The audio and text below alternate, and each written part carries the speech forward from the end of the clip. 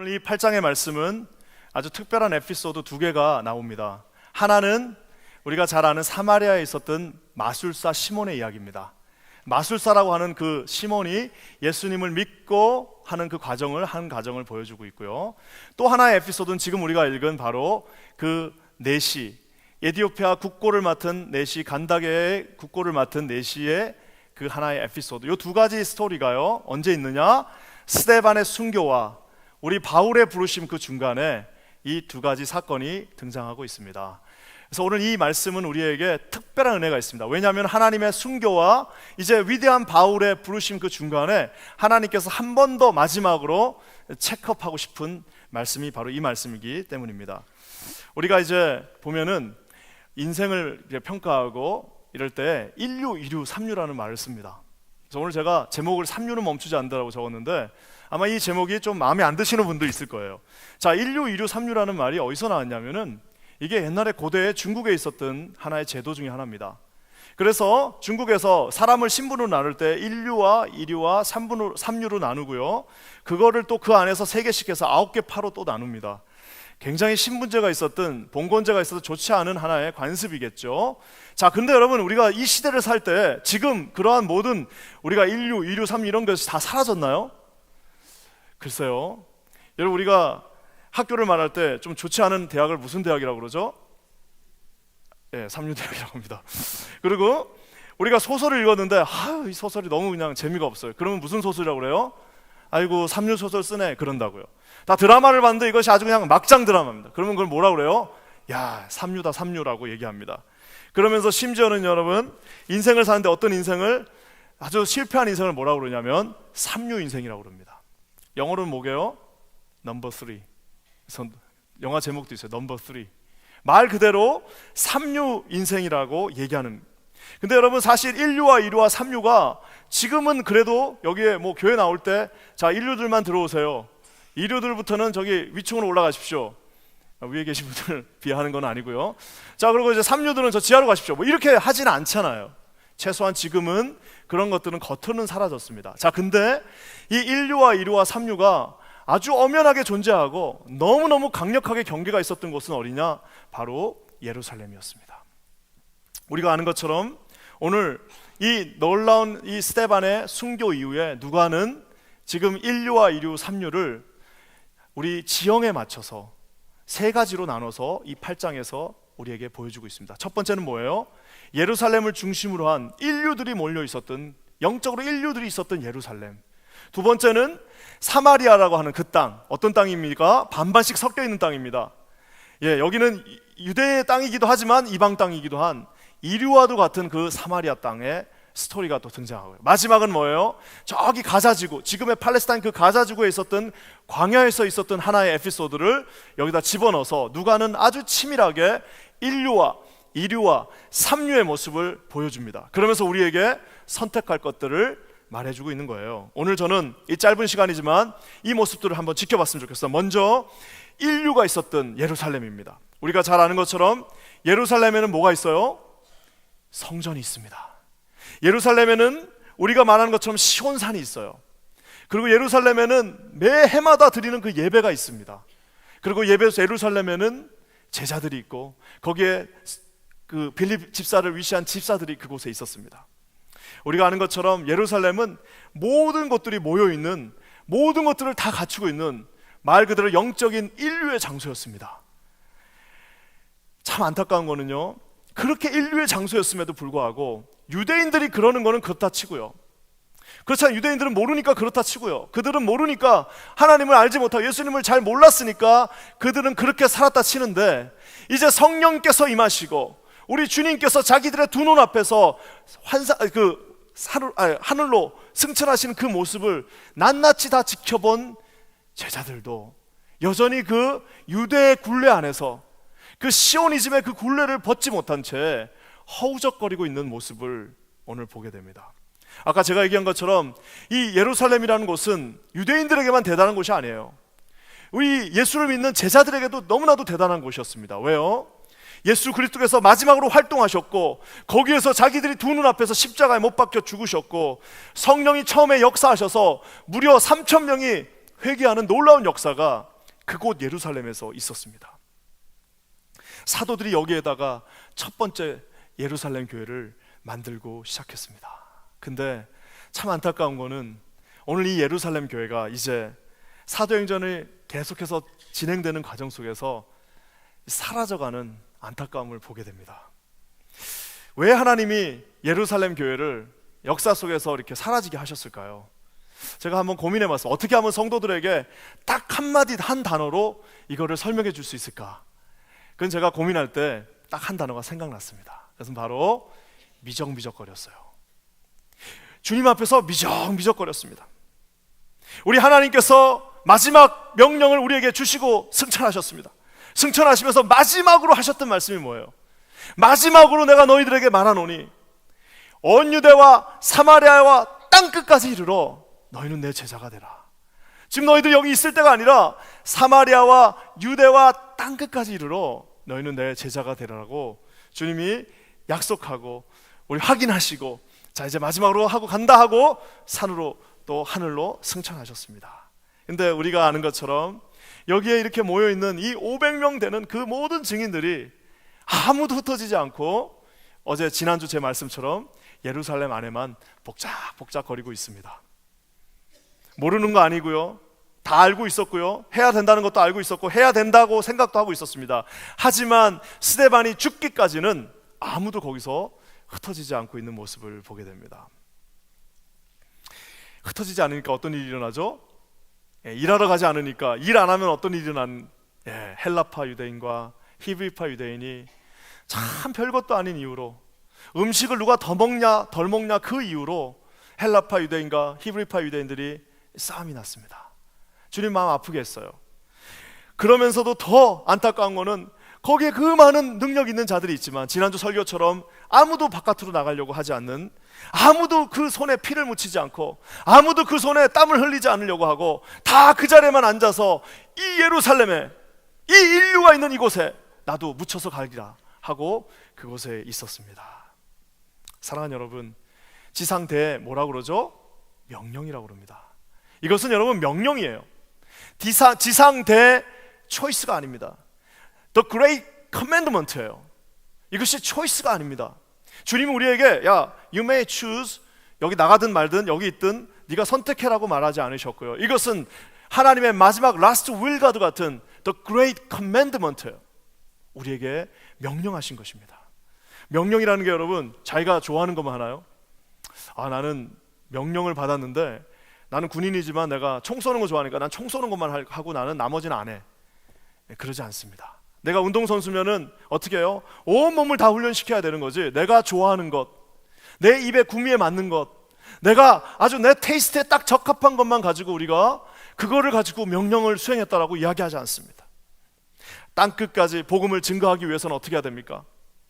모든 불편함을 감수하고 자기가 누리던 모든 그 컴포트 존을 벗어나서 하나님이 부르시는 그 한 번도 가보지 않은 땅, 너무너무 낯설고 해보지도 않았고 이거 가면 내가 분명히 상처받을 게 뻔하지만 주님의 명령 앞에서 순종하고 나갈 때 그것이 여러분 명령이라는 사실입니다.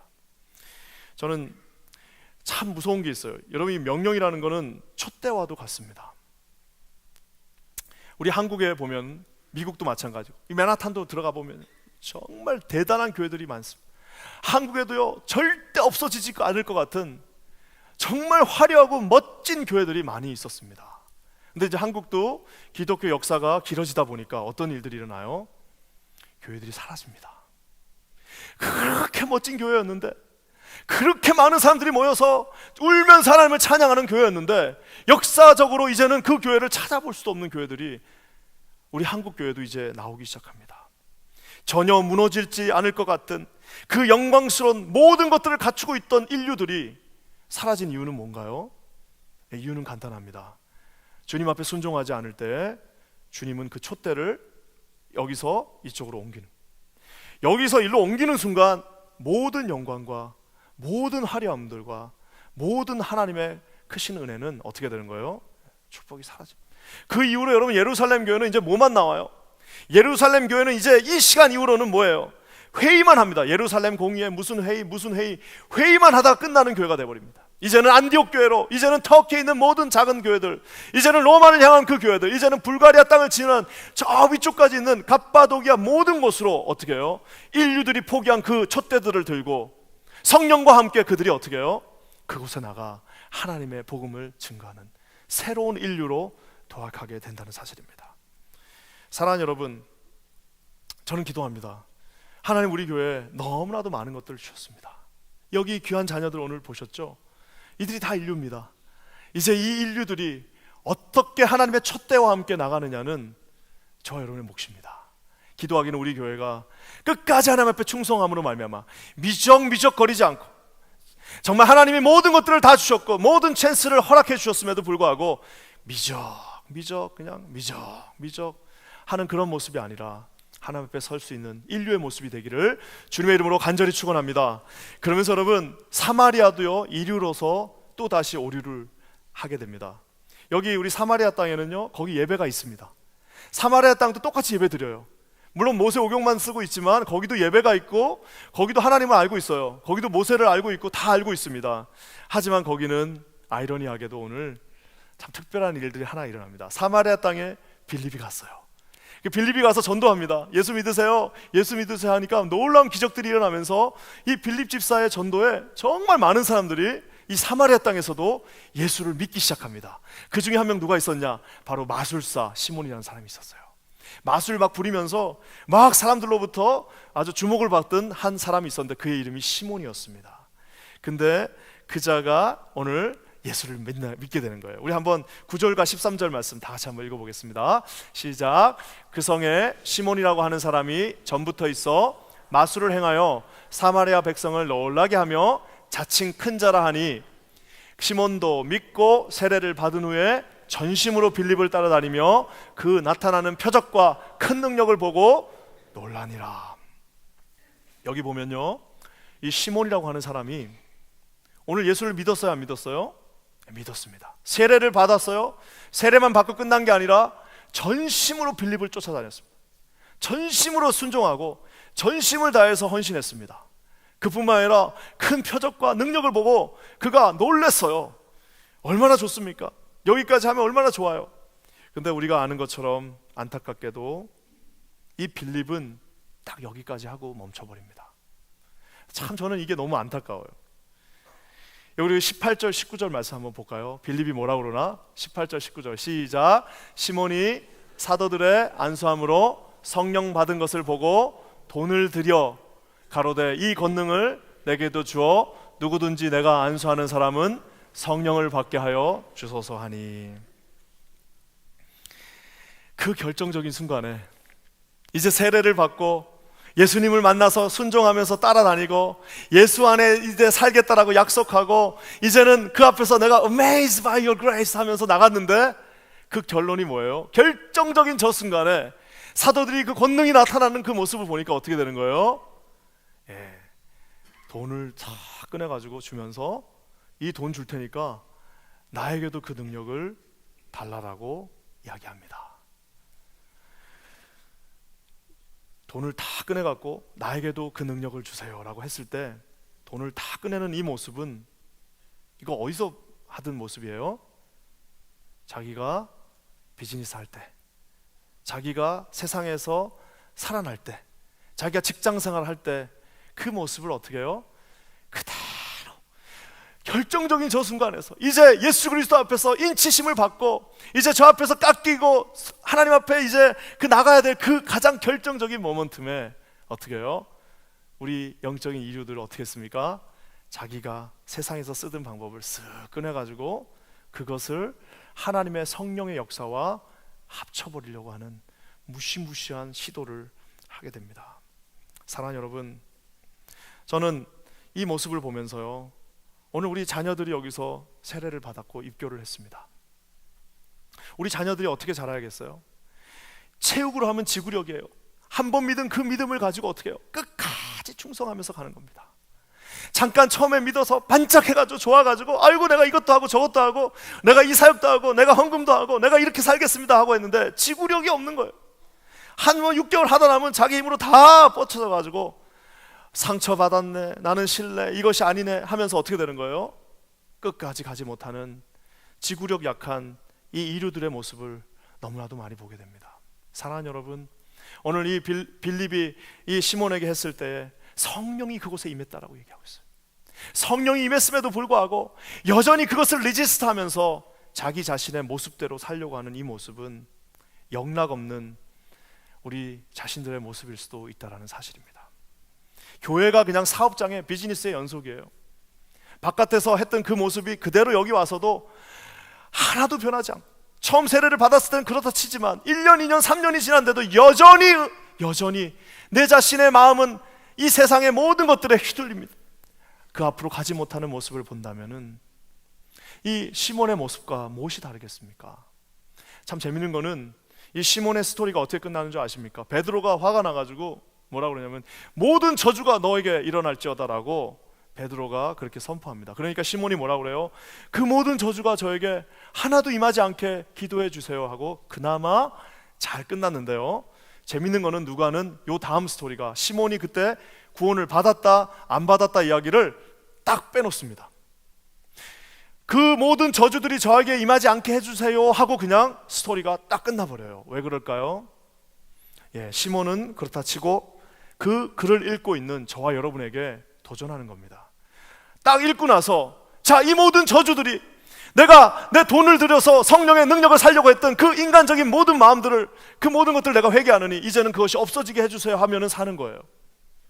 그것이 아니라 여전히 10년, 20년, 30년 교회를 다녔음에도 세상에서 쓰던 그 방법 그대로, 세상에서 가지고 있던 내 성격 그대로, 내가 했던 그 모습 그대로 이곳에 와서 우리 하나님 앞에 서 있는다면, 사랑하는 여러분, 오늘 결론이 없이 끝나는 시몬의 그 모습이 우리의 모습이 아닌가 생각하게 됩니다. 기도하기는 여기 계신 사랑하는 모든 성도들에게 하나님이 주시는 그 안에, 은혜 안에서 끝까지 충성하실 수 있는 저와 여러분 되시기를 주님의 이름으로 간절히 축원합니다.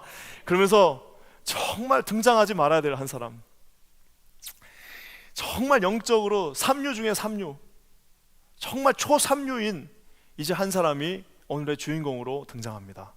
무려 24절에 걸쳐서 이 남자에 대해서 지금 성경이 그를 묘사하고 있습니다. 아니, 예수님의 제자도 아닙니다. 무슨 집사도 아니에요. 무슨 뭐 대단한 일을 한 사람도 아닌데 무려 24절에 걸쳐서 이제 스데반의 죽음과 이제 사도 바울의 이제 부르심, 그 가장 중요한 그 시점에서 24절에 걸쳐서 한 남자를 등장시킵니다. 누군가요? 바로 넷이었던 이 한 남자입니다. 우리 27절 말씀 한번 다 같이 읽겠습니다. 27절입니다. 시작. 일어나 가서 보니 에디오피아 사람 곧 에디오피아 여왕 간다게의 모든 국고를 맡은 큰 권세가 있는 넷이가 예배하러 예루살렘에 왔다가, 저 한 구절에요, 그 사람이 왜 삼류인지를 다 보여주고 있습니다. 첫 번째는 그는 혈통적으로 에디오피아 사람, 즉 지금의 수단 사람입니다. 저 밑쪽에 있는.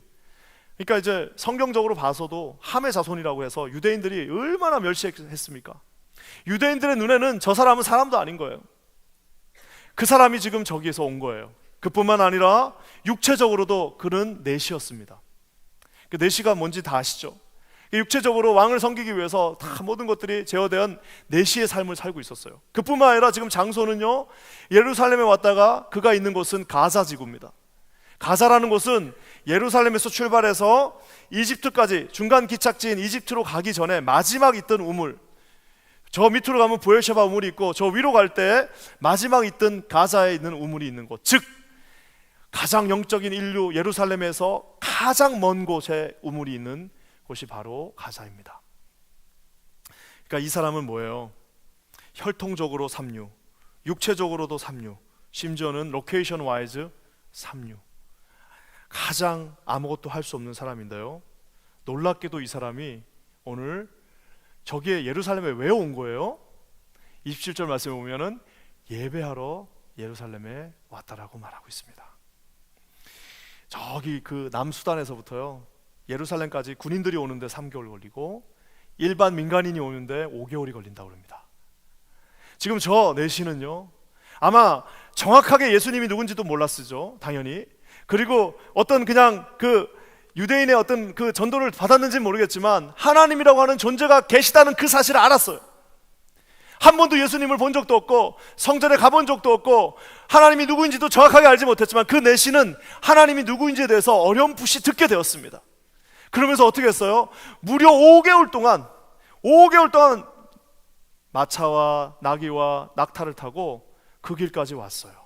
5개월을 거쳐서 온 그 길을 앞서 더 중요한 거는 그들이 예루살렘에 들어가서요, 예루살렘 안에서 예배를 드릴 수 있었어요, 없었어요?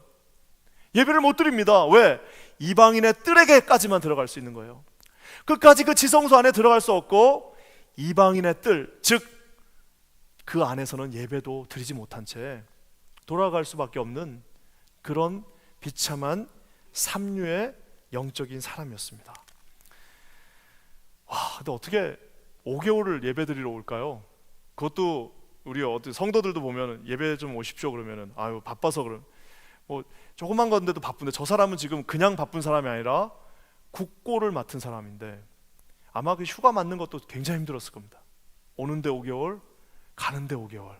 우리는 별로 중요한 일 안 하는데도 예배 못 드리는데 국고를 맡은 사람이 무려 10개월 동안 왔다 갔다 하면서 정말 제 생각에는요 간절히 하나님을 만나고 싶었어요.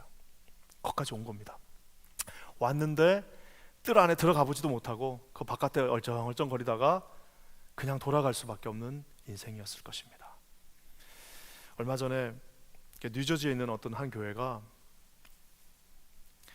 그 교단과의 어떤 그런 동성애 갈등으로 인해서 그 예배당을 포기해버리는 사건이 있었습니다. 참 대단하죠. 제가 그 목사님을 한번 잠깐 뵌 적이 있는데 정말 대단한 것 같습니다. 1200만 불짜리 예배당을 우리가 하나님 앞에 양심적으로 마음껏 예배드리지 못한다면 우리는 필요 없다 해가지고 우리 성도들이 다 투표를 했는데 이거 그러면 우리가 교단이 우리에게 양심적으로 예배드리지 못하게 한다면 우린 나가겠다 해가지고 전 성도가 투표를 했는데 다 나가자고 그래가지고 결국에는 그 예배당을 거기다 놔두고 모든 교회가 다 새빵살이로 나갔습니다. 수천 명이 바깥으로 나가서 예배를 드리고 있습니다. 그러면서 그때 막 제가 있던 교회에서도 이거 뭐 돈 좀 보내야 되는 거 아니냐 하면서 막 했는데요, 저는 속으로 생각했습니다. 무슨 생각이냐, 저 교회는 앞으로 30년 동안은 자녀들에게 뭐 특별한 교육을 할 필요가 없는 교회, 한 30년 동안은 신문에 광고 안 해도 되는 교회가 돼버렸어요. 왜? 지금 저도 이렇게 광고하고 있잖아요. 뭡니까? 자녀들에게 보여준 거예요. 우리는 1200만 불이 중요한 게 아니라, 우리에게는 이 1200만 불짜리 건물이 중요한 것이 아니라 우리에게 가장 중요한 것은 하나님 앞에 온전하게 예배드리는 거예요. 설사 아무것도 없다 할지라도 하나님 앞에 온전하게 내가 예배할 때에 하나님 우리와 함께 하신다는 것을 자녀들에게 뭐예요? 맨날 말만 하고 맨날 노래만 하고 맨날 고백만 하는 것이 아니라 하나 턱 버리면서 어떻게 해요? Let me show you. 우리 자녀들에게 뭘 보여주는 거예요? 우리가 보여주겠다. 어떻게 우리가 예배드리는지. 우리에게 가장 중요한 것은 모든 것을 다 내려놓는다 할지라도 내가 하나님 앞에 예배드리는 거예요. 예배만 드릴 수 있다면 내가 이것도 다 포기할 수 있다는 것을 오늘 보여주고 있는 것입니다. 사랑하는 여러분, 어떤 인생이 가장 앞서가는 인생입니까? 예배드리는 인생입니다. 많은 청년들이 예전에 사역할 때 저한테 물어봤어요. 어떻게 하면 결혼을 좋은 사람 만날 수 있어요? 목사님, 어떻게 하면 좋은 사람 만날 수 있습니까? 제 대답은 하나입니다. 예배하는 거를 잘 관찰해라. 연애하면서 아마 물론 잘 안 보이겠지만 예배 드리는 모습을 잘 옆에서 관찰해라. 매일 늦게 나오는 사람은 나중에 너한테도 늦게 하고, 그리고 하나님 앞에 헌금하는데 째째하게 막 여기서 5불짜리 이런 사람들은 하나님한테도 안 쓰는데 너한테 쓰겠니? 그리고 하나님 앞에 진실되게 나와가지고 10분 전, 30분 전에 나와서 여기서 정리하고 예배드리는 그 마음이 나중에 그거의 한 10분의 1을 너한테 할 거야. 맞잖아요. 사랑하는 여러분, 하나님 앞에 신령과 진정으로 모든 것을 내려놓고 예배하는 그 인생이야말로 그는 아무것도 가진 게 없어요. 저 가자 쪽 예루살렘에서 제일 먼 곳, 심지어 몸도 성하지 않고요, 심지어는 그는 이방인이고 하나님의 말씀이 뭔지도 제대로 모르는 그였지만 그곳에서 우리 하나님께서는 빌립을 보내십니다. 신기하지 않습니까? 예루살렘에서 내려가는 그 길하고 사마리아에서 오는 그 길이 삼각점으로 딱 어디서 만난 거예요? 가자에서 만나게 해주신 놀라운 일이 바로 이 일입니다. 우리 주님은 제가 볼 때 예배드린 사람을 절대로 놔두시지 않는 것 같아요. 왜요? 우리 주님은 내가 예배드리는 자를 뭐 하신다고 그랬어요? 찾는다라고 말씀하고 있습니다. 얼마나 예배를 제대로 드리는 사람이 없으니까 주님이 I'm searching, 난 찾으러 다닌다라고 얘기하고 있겠습니까? 사랑하는 여러분, 기도하기는 이런 이 내시에게 임했던 놀라운 이 하나님을 향한 갈망함이 저와 여러분에게 있기를 주님의 이름으로 간절히 축원합니다. 그러면서 이 내시는요, 아까 제가 얘기했습니다. 우리 인류들은 어땠어요? 미적미적거리다 끝났고, 이류들은 어떻게 했습니까? 이류들은요 반짝하다 끝났습니다. 미적거리다 끝나고 반짝거리다 끝났는데, 이 삼류였던 이 사람은요, 내가 어떻게 하면 이거를 정확하게 전달할까 했는데 딱 좋은 단어 하나가 나왔습니다. 그건 뭐냐면은 화끈합니다. 36절 말씀 한번 볼게요. 이 사람이 어떻게, 36절 한번 다 같이 읽겠습니다. 시작. 길 가다가 물 있는 곳에 이르러 내시가 말하되 보라, 물이 있으니 내가 세례를 받음에 무슨 꺼리낌이 있으리요? Why shouldn't I be baptized? Why shouldn't I be baptized? 내가 지금 여기에 그 물이 무슨 뭐 깨끗한 물이었겠습니까? 그 물이 무슨 요단강 물이었겠습니까? 그 물이 무슨 아름다운 물이, 제가 볼 때는 그냥 그 가자에 있는 그냥 꾸정물입니다. 꾸정물. 근데 그 높은, 지체 높은 사람이 어떻게 해요? 가마에서 벌떡 내려와갖고 도대체 내가 무슨 꺼리낌이 있겠냐, 이렇게 좋은 복음을 내가 들었는데 이 이사야 선지자의 이 말씀이 곧 하나님 아들 예수 그리스도를 표현하는 것을 내가 이제 배웠는데 더 이상 내가 뭘 기다리겠냐고. 내가 더 이상 기다릴 일이 없습니다. 지금 당장 저에게 세례를 베풀어 주십시오. 내가 가야 하는 길은 당신이 말한 것처럼 사마리아와 온 유대와 땅끝인데 내가 지금 가는 그 길이 땅끝입니다. 당신 제자들이 가지 못한 그 길, 인류들이 가지 못한 그 길, 인류들이 머뭇거리면서 잠깐 반짝하면서 끝나버린 그 길을 나는 그 삼류지만 그 끝까지 가겠다라고 말하는 것처럼 전 들려요. Why shouldn't I be baptized? 내가 도대체 뭘 꺼리끼겠습니까? 지금 빨리 세례해 주십시오. 세례 받고 제가 주님 앞에 서겠습니다. 사랑하는 여러분, 아까 제가 얘기한 것처럼 인류들이 다 모여 있었던 예루살렘 교회가 역사에서 사라져 버렸습니다.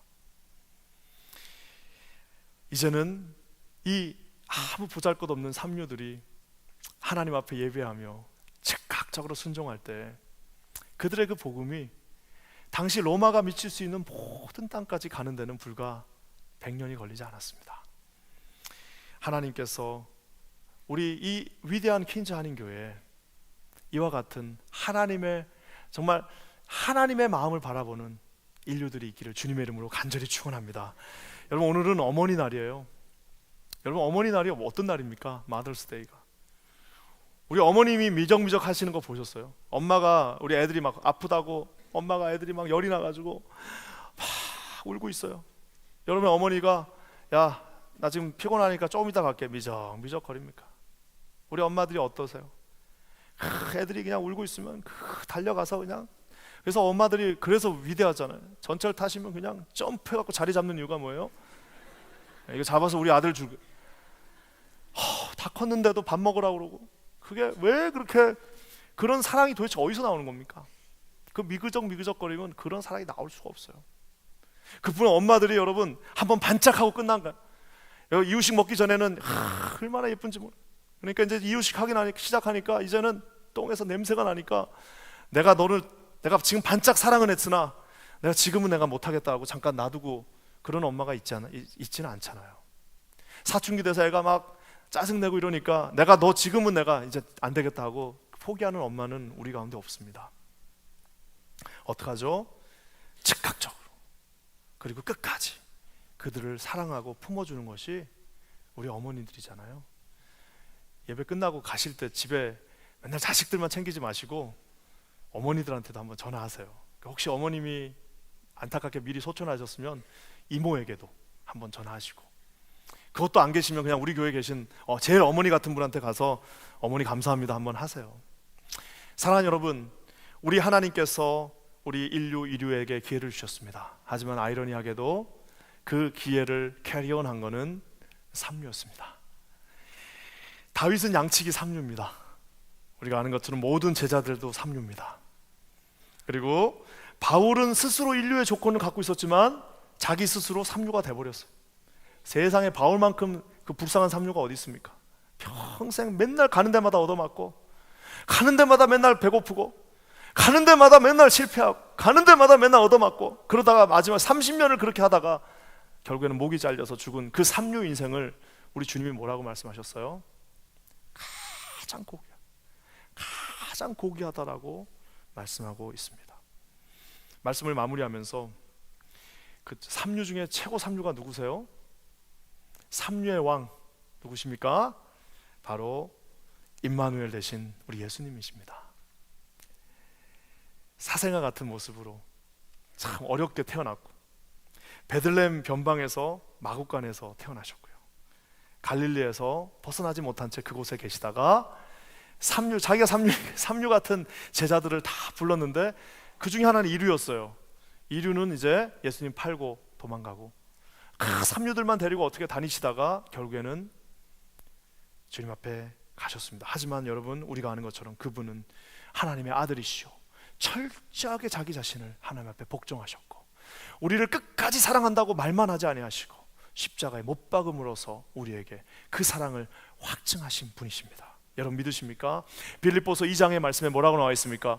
그는 근본 하나님의 본체시나 하나님과 동등됨을 취할 것으로 여기지 아니하시고 오히려 자기를 비워 종의 형체를 가져 사람들과 같이 되었고 사람의 모양으로 나타나셨음에 자기를 낮추시고 죽기까지 뭐라고요? 복종하셨으니 곧 십자가에 죽으심이라.